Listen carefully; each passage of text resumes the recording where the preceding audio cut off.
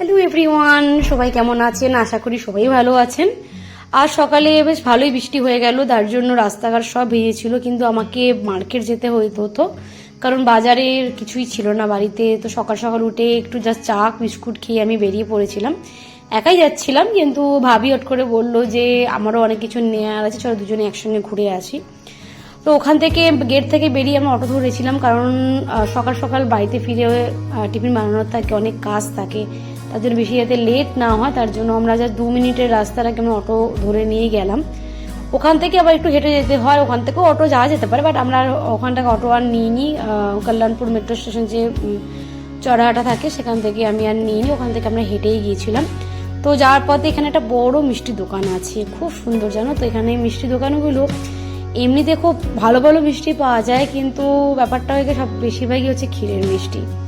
যেহেতু আমাদের ছোট থেকে আমরা কলকাতায় বেশিরভাগটাই ছানার মিষ্টি খেয়ে হ্যাবিট, তো সেই জন্য ক্ষীরের মিষ্টি খুব একটা আমরা খাই না, বলতে পারো যে আমাদের বাড়িতে মিষ্টি সেভাবে আসে না।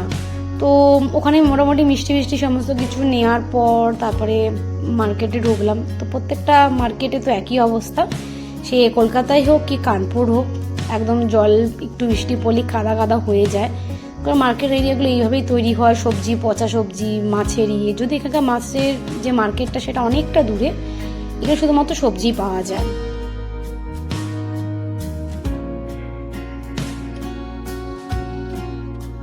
পুরো বাজার নামে পরিচিত। তো এই মার্কেটে তোমার থোক হিসেবে সবজি প্রচুর বিক্রি হয়, যার জন্য এখানে ভিড়টা একটু বেশি হয়।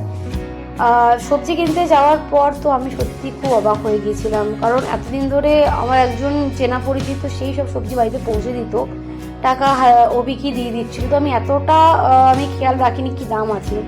যখন গেলাম তখন তো একদম অবাক, মানে 250 গ্রাম শুধু হলুদ আর লাল রঙের ক্যাপসিকাম নিলাম, সেটাই নিয়ে নিল 80 টাকা। 80 টাকা কিলো নিল টমেটো, সে সব জায়গাতেই।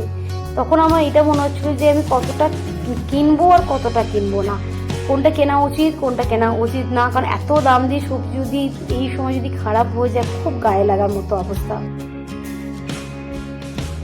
এরপর আমি সবজি মোটামুটি এটুকু নিয়ে নিলাম, নিয়ে চলে গেছিলাম ফলের বাজারে। ফলের ওখানে আমি নারকেল একটা পিসের দাম ছিল 60 টাকা।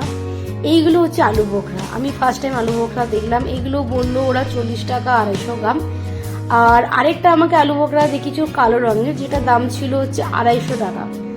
তো আমি আলু বোখরা নিইনি, কিরম হবে কি হবে না আমি জানি না। তো নারকেলটাকে আমি ছাড়িয়ে দিয়ে তারপরে চলে এলাম আবার সবজি বাজারে। আলু আর পেঁয়াজ নেওয়া বাকি ছিল, সবচেয়ে কোয়ান্টিটি তো আমরা এটাই বেশি নিই তাই না, তো সেই জন্য এটা আমি একটু দেরিতেই নিয়েছিলাম, কারণ তাতে আমার ব্যাগটা ভারী কম হবে। তারপর একটু আম নিয়ে এলাম, আম খুব একটা এখানে খাইনি আমি। এখানে সবচেয়ে ফেমাস হচ্ছে রাবড়ি আর জিলিপি। রাবড়ি জিলিপি নিয়ে আমরা বাড়ির দিকে রওনা দিয়েছিলাম। ওখান থেকে আমরা রিক্সা বুক করেই এলাম, কারণ এখন যেহেতু জিটি রোডের ওপরে ই রিক্সা ওঠা বন্ধ করে দিয়েছে, এর জন্য আমাদের রিক্সা নিয়ে আসতে হয়েছিল। এতে একটু অসুবিধা হয়েছিল, কারণ আমার জিনিস ছিল, ভাবির জিনিস ছিল, পুরো রিক্সাগুলো ভর্তি ছিল। কিন্তু কোনো ব্যাপার না, গল্প করতে করতে আমরা মোটামুটি আমাদের ক্যাম্পাসে চলে এসেছিলাম। তো আজকের ভিডিওটা কেমন লাগলো অবশ্যই জানিও। তোমাদের আস্তে আস্তে আমি কানপুরের পুরো জিনিসগুলো চেনানোর চেষ্টা করছি। আজকের জন্য ভিডিওটা